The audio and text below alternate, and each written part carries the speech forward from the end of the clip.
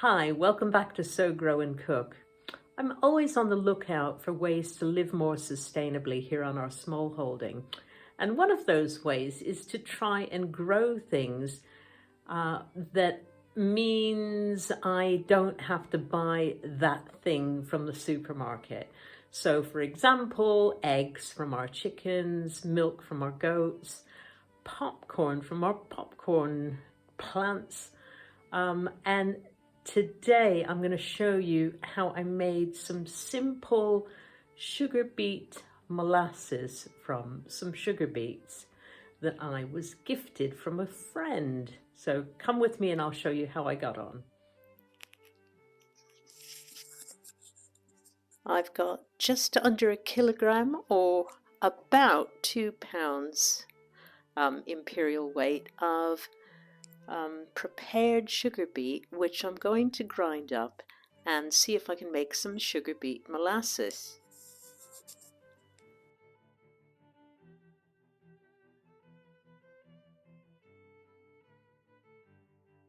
So you could use a box grater to grate up the sugar beet, but I think it'll be quicker if I use my KitchenAid attachment.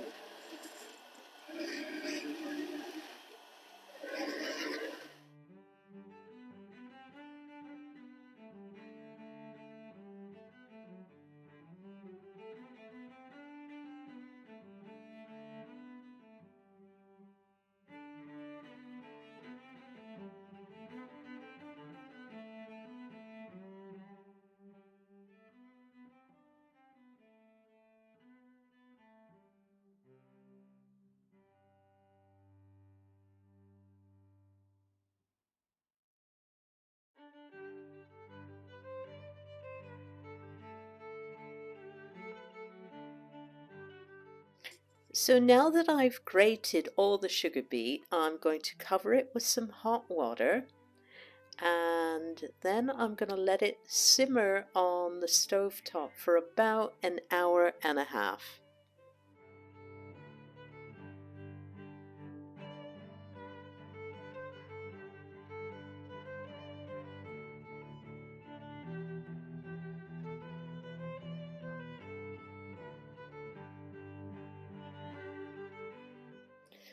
Okay, so the sugar beet's been simmering on the stove for about an hour and a half, and the beet is now quite tender. So I'm going to strain it in some cheesecloth over a colander and try to extract as much of the liquid, the sugary liquid, as I can. And once we've done that, we're going to let it all reduce down.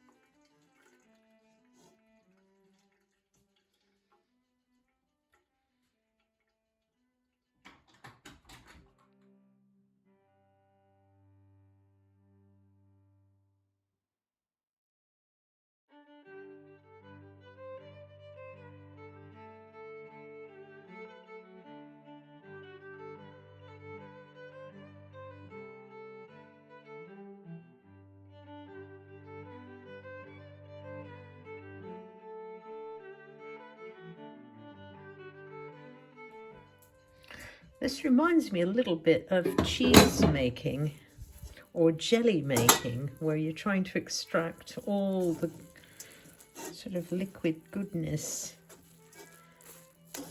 from a straining bag. But look at this so far. There's a very unappetizing grayish brown liquid, which admittedly I'm going to be reducing, and that's hopefully going to turn into something nice and edible. Okay, so now I'm left with this weird looking grey sugar beet pulp that has had all the sugary liquid extracted from it. Now, apparently you can feed this to your livestock. Sheep and cattle really enjoy it, and I suspect the goats would like it as well.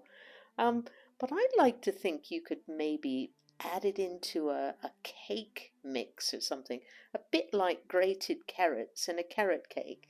If you've got any suggestions, please put them in the comments section below.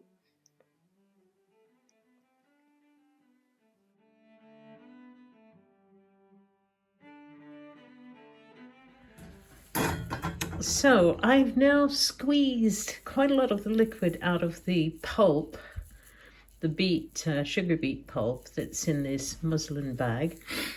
And I've got this lovely looking grey liquid, which I'm now going to reduce.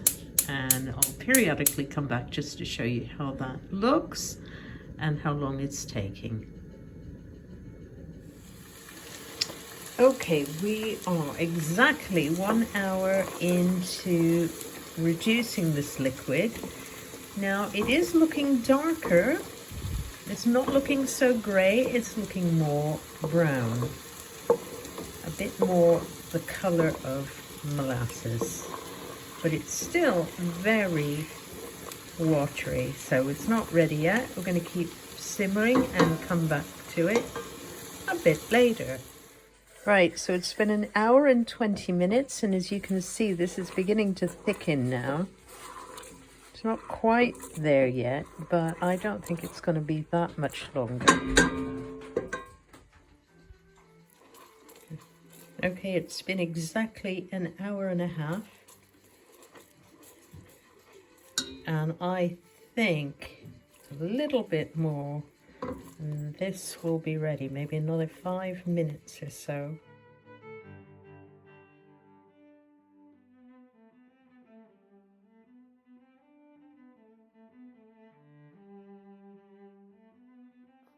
Okay, so I'm going to be pouring this in to, look at that colour. It's turned a beautiful dark brown. Okay, there's not a huge amount of it, and this was only an experiment, but at least I understand how the process works, and next year if I grow lots of these sugar beet, I can make a lot more of this. So let's taste it as well and see what it's like. Just get all the last bits here. Don't want to waste.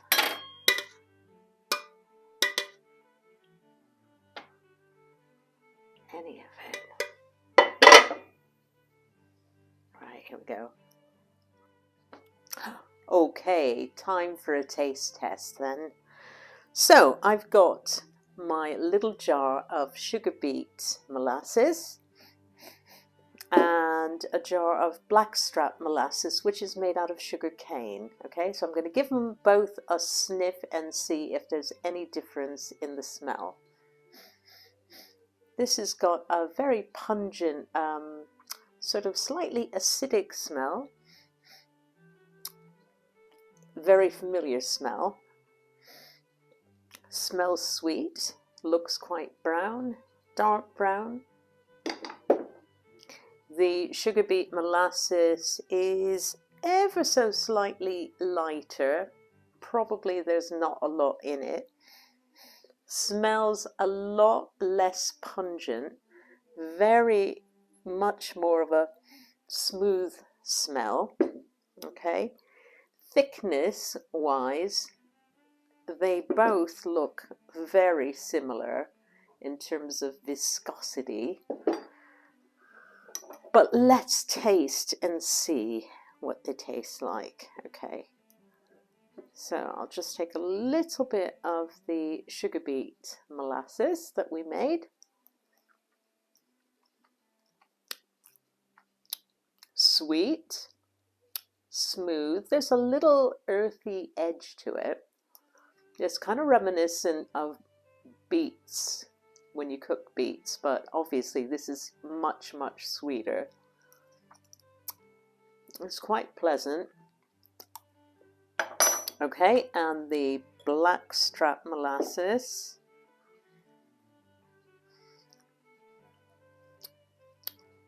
Probably a similar level of sweetness, but very much a different aftertaste. It's got a sharper, more acidic aftertaste. Not unpleasant, but it is a stronger taste. I think the sugar beet molasses that I made is much smoother and gentler, even with that earthiness from the beets.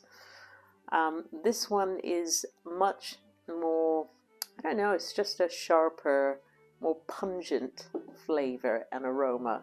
But I think you could use these interchangeably for things like making ginger cakes and other sort of simple baked goods and things. So I think I'm going to try that next and video it and show you how we get on with that as well. Anyway, it was a fun experiment to do, and I now know how the process works. It's very simple to make it. It's a little bit time consuming, but if it means that in future I can grow these, save my own seed, plant them, make my own molasses, well, that's another step in self-sufficiency, isn't it? That's one less thing that I need to buy from the supermarket.